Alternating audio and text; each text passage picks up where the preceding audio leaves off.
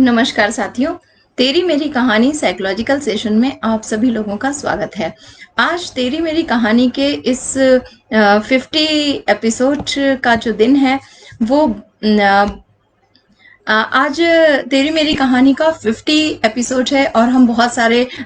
विषयों पर Facebook live कर चुके हैं और आज का दिन भी बहुत महत्वपूर्ण है, जहां एक तरफ हम सभी लोग एक ऐसा पर्व मना रहे हैं जिसमें कि हम सब एक दूसरे के साथ किस तरीके से सामंजस्य बिठालकर और अपने विचारों में अपने व्यवहारों को किस प्रकार से हम एक इतना संयोजित रूप से रखें कि समाज में और अपने स्वयं के साथ भी हम अपने परिवेश में अपने आप को सुखद महसूस कर सकें, हम महसूस कर सकें कि हम सही है। तेरी मेरी कहानी में अक्सर हम उन सारे मानवीय व्यवहारों की चर्चा करते हैं जो भी ह्यूमन बिहेवियर की कहानियां हैं, वो कैसे कोई भी एक व्यक्ति कोई व्यवहार करता है, क्योंकि अगर रिएक्शन आ रहा है तो जरूर उसका रीजन भी है। अगर रीजन पर बात करी जाए तो रीजन बहुत सारे हो सकते हैं। हम अक्सर अपने आसपास बहुत सारे ऐसे चीजों से घिरे रहते हैं, ऐसे विचारों से घिरे रहते हैं जिसमें हमारा एक व्यवहार एक 25 साल की वर्ष पर अगर हम साइकोलॉजिकल थियोरीज को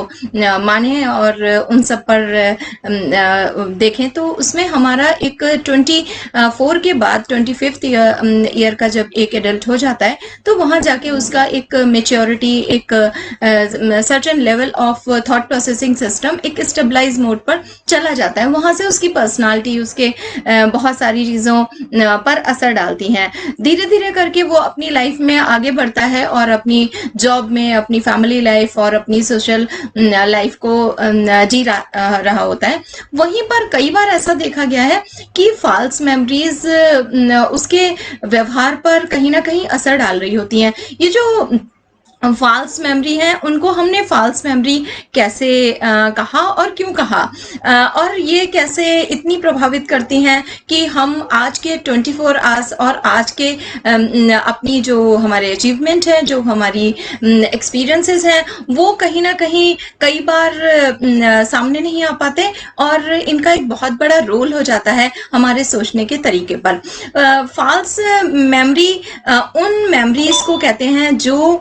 यादें हमारे प्रीवियस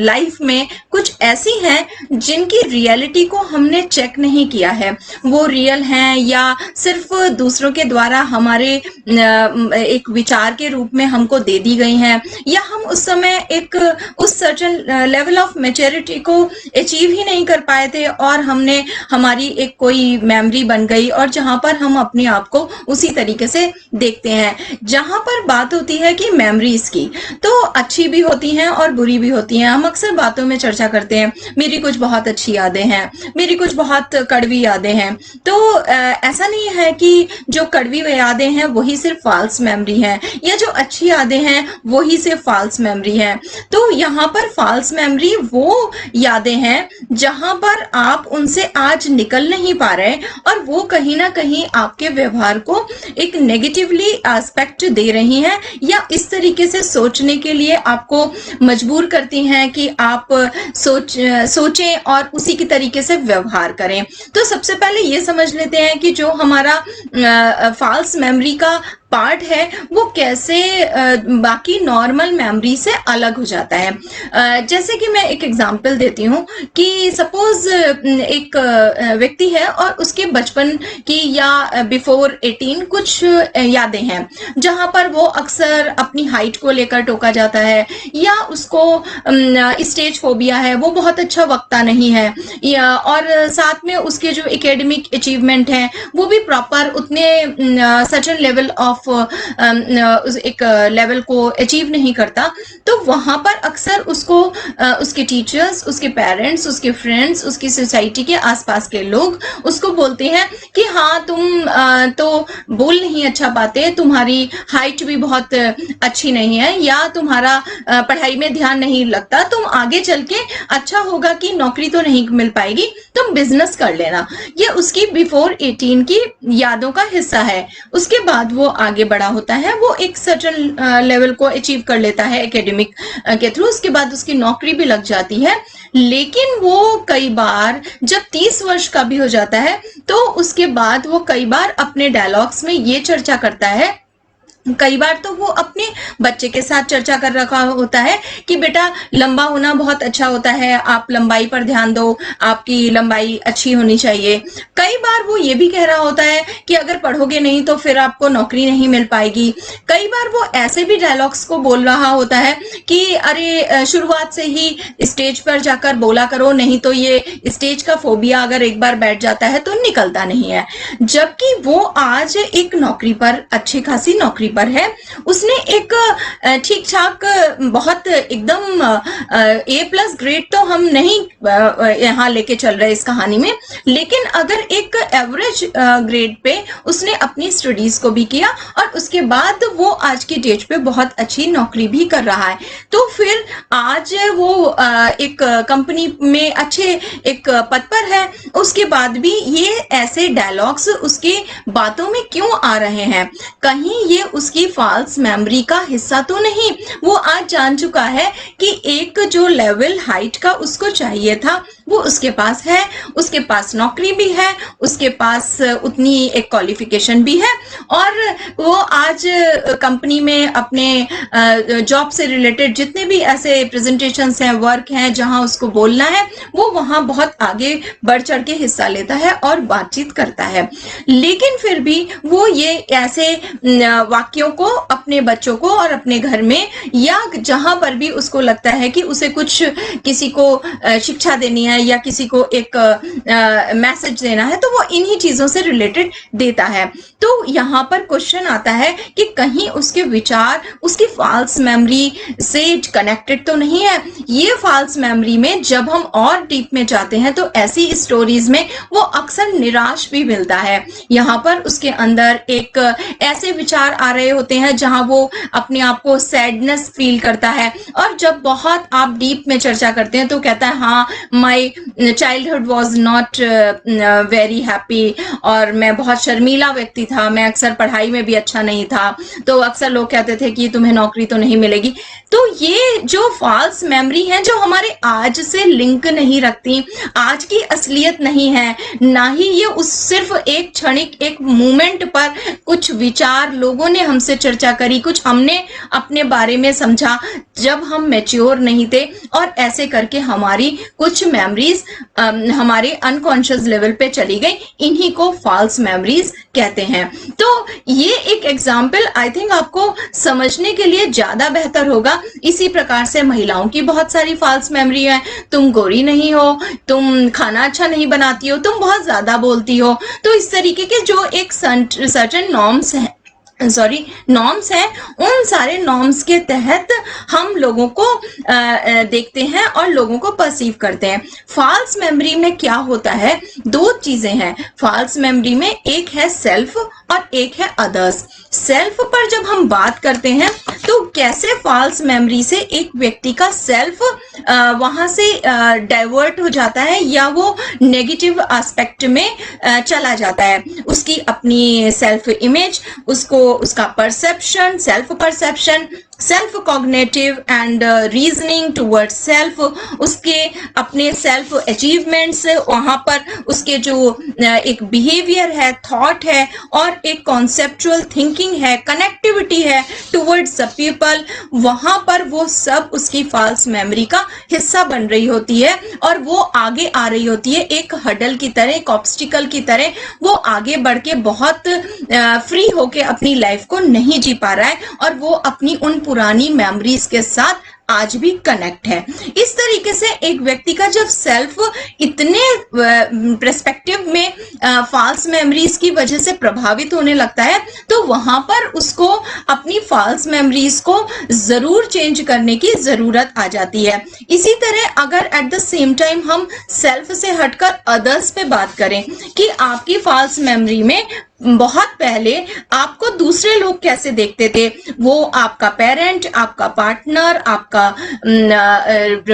आपकी रिलेशनशिप, आपके फ्रेंड्स, आपके कलीग्स, या आज की डेट में में आपके जो बॉस है वो आपको किस तरीके से देखता है। कई बार हम अपनी फॉल्स मेमोरीज में अपने सेल्फ को और अपने अदर्स दोनों को प्रभावित होता पाते हैं। कई बार हमारे अपने विचार हमारी प्रीवियस फॉल्स मेमोरीज की वजह से हमारे पेरेंट्स, हमारे टीचर्स, हमारे फ्रेंड्स के लिए कई बार बहुत ही नेगेटिव अप्रोच लेकर आ जाती है। लोग कहते हैं जब वो एक सर्टेन मेच्योरिटी के एज पर होते हैं तो अक्सर वो कहते हैं आपको हमारा तो कोई फ्रेंड ही नहीं था। अक्सर लोग ये भी कहते हैं कि हम तो कभी बहुत सोशली बहुत ज्यादा एक्सेप्टेड नहीं रहे। या कई बार कोई फीमेल इस तरीके के डायलॉग्स देती थी कि मैं तो बहुत तेज हूं और मेरे घर में तो कहा जाता था कि मैं किसी के साथ एडजस्ट नहीं कर सकती। तो ये आज वो क्या कर रही है, आज वो किस तरीके से अपने जीवन को जी रहा है व्यक्ति, इससे हमारा कनेक्शन लेस और हमारी प्रीवियस गलत मेमोरीज, यादों के साथ हमारा कनेक्शन फॉल्स और गलत तरीके से कनेक्ट रहता है। अब बात आती है कि कैसे हम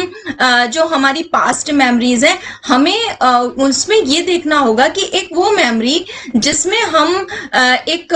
बहुत अच्छे तरीके से लोगों के सामने रिप्रेजेंट हुए, एक वो मेमोरी जिसमें हम लोगों के सामने गलत तरीके से रिप्रेजेंट हुए। जैसे कि एक व्यक्ति बचपन में किसी भी तरीके से अगर सेक्सुअल अब्यूज का हिस्सा बना तो वो आकर एडल्टहुड में भी अपने आप को उतना फ्री और अपने आप को बहुत ज्यादा एक इनसिक्योर फील करता है और कई बार वो इसके साथ पूरी अपनी लाइफ में कनेक्टेड रहता है और हम अक्सर उसको सिंपैथी दे देते हैं कि हाँ इसकी पास्ट जो हिस्ट्री है, पास्ट लाइफ है, वो बहुत ज्यादा अच्छी नहीं है। यहाँ पर उस व्यक्ति का कनेक्शन अपनी प्रीवियस फॉल्स मेमोरीज के साथ इस तरीके से जुड़ा रहता है जैसे कि वो मानो आज भी इनसिक्योर हो, जबकि आज उसके पास सफिशिएंट एक सिक्योरिटी है, एक सेल्फ एश्योरेंस है कि आज उसको कोई भी हार्म नहीं पहुंचा सकता, किंतु फिर भी वो अपने प्रीवियस एरिया से बाहर निकल के नहीं आ पाता और कई बार यहाँ से उसके जो थॉट है, उसका जो बिहेवियर है, उसका जो एक एडजस्टमेंट है लोगों के साथ, वो कहीं ना कहीं असर डाल रहा होता है। तो ये जरूरी है कि ये जो मेमोरी है वो हमारी यादों में है, वो आज की डेट में सच्चाई है भी कि नहीं है, कहीं ये हमारी गलत धारणाएं हमारी यादों का हिस्सा तो नहीं है कि हम काले हैं, हमारी पढ़ाई अच्छी नहीं है, या हमको स्टेज फोबिया है, हम बहुत ज्यादा कॉन्शियस हैं, हेजिटेशन है हमको, हम अच्छा बोल नहीं पाते, हम अच्छे नहीं लगते, या हमारा जो एक सोशलाइजेशन है, हमारे एडजस्टमेंट है, मेरे फ्रेंड्स बहुत अच्छे नहीं बनते। क्या पता आज की डेट में आपके फ्रेंड्स बहुत अच्छे हों और आपके आसपास बहुत सारे लोग हों जो आपके अच्छे दोस्त हों। तो इस तरीके से पुरानी यादों से आपका कनेक्शन उन यादों के साथ बना रहे जो आपकी रियल मेमोरी है, यानी कि जो प्रीवियस में भी थी कि मैं पहले भी एक शर्मीली थी और मैं आज भी थोड़ी सी हेजिटेशन में रहती हूँ, मैं पहले भी एक बहुत ज्यादा बहुत पढ़ाकू व्यक्ति नहीं था, इसीलिए मैंने बिजनेस करना तय किया। तो आप प्रीवियस मेमोरी को इस तरीके से लेना कि मेरी पढ़ाई बहुत अच्छी नहीं थी, मैंने सिर्फ 10th और 12th पास किया, इसलिए मैंने सोचा कि बिजनेस करना अच्छा है और मैंने आगे पढ़ाई पर अपना समय ना देते हुए बिजनेस कर लिया। इस तरीके से अपनी प्रीवियस मेमोरी को प्रेजेंट से कनेक्ट करके उसे रियल बनाकर ही आप अपना बिहेवियर और अपने थॉट को गवर्न करें और अपनी पर्सनालिटी को बनाएं, ना ही कि मैं पहले क्या था और आज मैं वो हूं या नहीं हूं ये पता ही नहीं। तो इसका मतलब कि जो आपकी प्रीवियस फॉल्स मेमोरीज हैं वो रियल नहीं है, फेक है। और आपको इसी समय हर एक अपने व्यवहार जो आपका विचार है उसको चेक करना पड़ेगा कि कई बार हम कहते हैं कि दोस्तों के साथ टाइम वेस्ट मत करो, कई बार बहुत अच्छी चीजें आप खो देते हो और हो सकता है कि आज आपको उन्हीं दोस्तों की वजह से बहुत सारी कुछ अच्छी चीजें मिली हो, किंतु अगर आपका प्रीवियस एक एक्सपीरियंस जुड़ा हुआ है कि आपके एक फ्रेंड की वजह से आपका एक एग्जाम छूट गया या आप एक अपना एग्जाम का फॉर्म या इंटरव्यू नहीं दे पाए, तो हम लाइफ लॉन्ग इस फेक मेमोरीज को, फॉल्स मेमोरीज को अपना हिस्सा बनाकर रखते हैं और कहते हैं कि दोस्तों के साथ कम समय बिताओ, दोस्त कुछ नहीं देते, काम नहीं आते। तो इस तरीके से एक फॉल्स मेमोरी आपके आज को असर डाल रही होती है।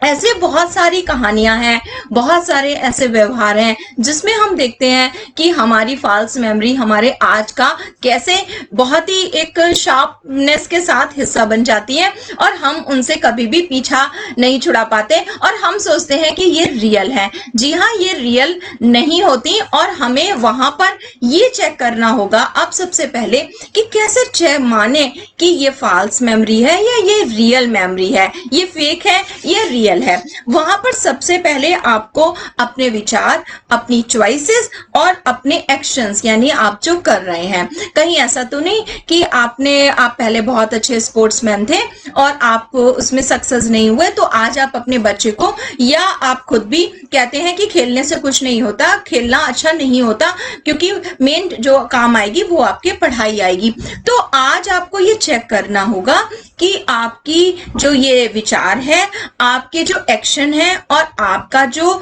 चयन है, चॉइस है, वो चॉइस आपकी प्रीवियस मेमोरी में रियल मेमोरी का पार्ट है या फेक फॉल्स मेमोरी या फेक मेमोरी का पार्ट है। आपको अपने हर एक विचार को, हर एक तरीके को, हर एक एक्शन को जो आप कर रहे हैं आज, उन सबको, अगर हो सकता है कि एक व्यक्ति है और उसकी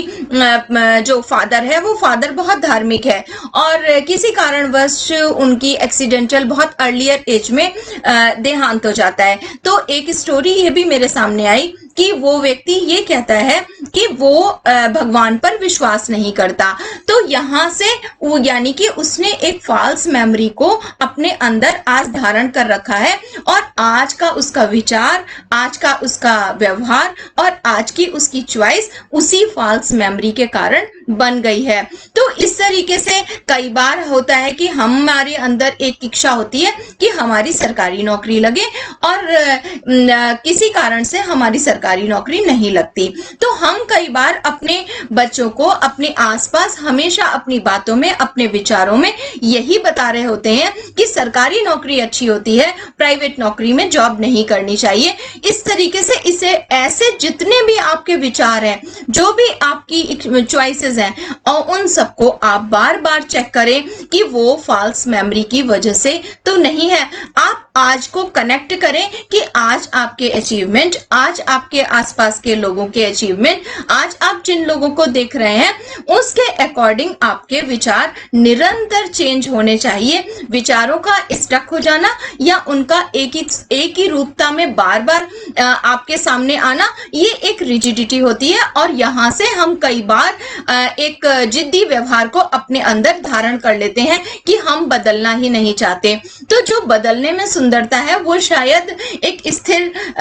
विचारधारा में नहीं होती है। विचारधारा समय के अनुसार बदलती रहनी चाहिए और वो कभी भी हमारे पास्ट जो हमारी यादें हैं उनमें जुड़ी हुई ना रहें। अब बात है कि हमने ये तो जान लिया कि हम अपने विचार, चॉइसेस और एक्शन से ये जान लें कि हमारी ये फॉल्स मेमोरी का पार्ट है या हमारी रियल मेमोरी का।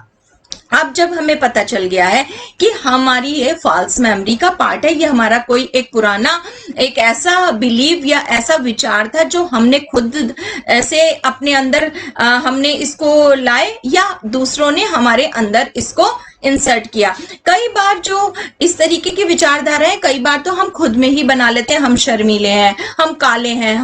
हमारी हाइट कम है, हम बोल अच्छा नहीं पाते, हम पढ़ अच्छा नहीं पाते। कई बार दूसरे लोग आप इस तरीके के जो विचार है उनको स्टैब्लिश कराते हैं आपकी लाइफ में और वो आपकी फॉल्स मेमोरी बन जाती है। जैसे दूसरे लोग कहते हैं ये बहुत शर्मीला है, ये बहुत बातूनी है, ये बहुत चंचल है, ये तो पढ़ाई नहीं कर पाएगा। इस तरीके के जो दूसरों के कमेंट है वो भी जाके एक एस्टैब्लिश हो जाते हैं और वो हमारी मेमोरी में चले जाते हैं अनकॉन्शियस ब्रेन में और वहां से हमारी मेमोरी का पार्ट बन जाते हैं। उसके साथ जब आपको पता चल जाए कि ये आपकी फॉल्स मेमोरी है, सबसे पहले आप उसे रीसेटल करें। रीसेटल करने का मतलब मीन्स है कि आप उसे एक्सेप्ट करें कि ये रियल है या कैसे आज की आपकी लाइफ से ये सेंटेंस बिल्कुल भी कनेक्ट नहीं होता, आपको उसे एक्सेप्ट करना है या डिनाई करना है। आपका एक्सेप्टेंस और डिनायल दोनों ही इमोशनल नहीं होने चाहिए, दोनों ही लॉजिकल रीजनिंग के साथ होने चाहिए। अगर आपका एक्सेप्टेंस और आपका डिनायल लॉजिकल रीजनिंग के साथ होगा तो इन फ्यूचर कोई भी क्वेश्चन मार्क इस पे नहीं आएगा कि आपका ये जो विचार, ये एक्शन और आपके जो चॉइसेस हैं वो रियल है या नहीं रियल है और लॉजिकल भी है। साथ में आप कोशिश करें कि उन सारी अपनी प्रीवियस मेमोरी को आप अपनी आज की लाइफ से कंपेयर जरूर करें। आपका आज का एक्सपीरियंस, आज का व्यू और आज आपकी अचीवमेंट, वो सब कुछ आपकी मेमोरी को स्टेबलाइज करें। साथ में अगर आपको पता लग गया है कि आप किसी पुरानी अपनी यादों की वजह से बार बार अपने प्रीवियस एरिया में चले जाते हैं और आपके विचार उसी तरीके से एक बहुत ही रिजिड पैटर्न पर लोगों के सामने आते हैं, तो वहां पर आप एक्सपर्ट एडवाइस जरूर लें और अपने व्यवहार को, अपनी पर्सनालिटी को और अपने आप को बिल्कुल खराब ना होने दें। आपको जिस उम्र में भी पता चल जाए, आप चाहे 50 के हो या 60 के या 40 के या 30 साल के, आपको जिस समय भी पता चले कि आपके ये जो विचार हैं ये आपकी पुरानी किसी यादों की वजह से बन रहे हैं, आपको वहां पे इमीडिएट उस पर काम करना शुरू कर देना चाहिए। अक्सर फॉल्स मेमोरी के लिए जो सबसे अच्छा और सबसे एक बहुत ही इफेक्टिव वे माना जाता है वो है साइकोथेरेपी। साइकोथेरेपी के माध्यम से आपके पास्ट एरिया से को आपके प्रेजेंट से जोड़ते हुए आपकी सारी अनकॉन्शियस पार्ट में आपको अपने आपके कॉन्शियस लेवल पर लाकर उसको रीसेटल करवा दिया जाता है। वहां से एक्सेप्टेंस या उसको नेग्लेक्ट करना या उसको रिमूव करना बहुत इजी हो जाता है। यहां से आप अपनी फॉल्स मेमोरी को डील भी कर पाते हैं अच्छे से और आप अपनी फॉल्स मेमोरी को डिलीट भी कर पाते हैं। तो कई बार हमारे सेंटेंस होते हैं कि हम अपने पुरानी यादों के साथ जी रहे हैं, तो आप बिल्कुल अपनी यादों के साथ जिए, आप अपनी पुरानी अच्छी यादों के साथ जिए, सुनहरी यादों के साथ जिए, कड़वी या जिद्दी या झूठी यादों के साथ बिल्कुल ना जिए। तो इसी के साथ मैं आशा करती हूँ कि आज का सेशन आप लोगों को कनेक्ट करेगा आपकी हर आज के विचार से, आज आपके जो व्यवहार है, आज आपका जो चयन है उससे, और आप चेक करेंगे कि कहीं आप भी तो किसी फॉल्स मेमोरी की वजह से किसी एक विचार या व्यवहार को तो नहीं रखते। तो आपके कोई भी सवाल हो, कोई भी परेशानियां हो, आप हमारे हेल्पलाइन नंबर 9411731750 पर जरूर भेजते रहिए और आगे आप किस तरीके से अपने सुझावों को और अपने समस्याओं को हम तक पहुंचाते हैं, ये तेरी मेरी कहानी में हम अगली एक नई कहानी के साथ आपकी कहानी को जोड़ेंगे। और उसी के साथ आप सब लोगों से धन्यवाद, नमस्कार।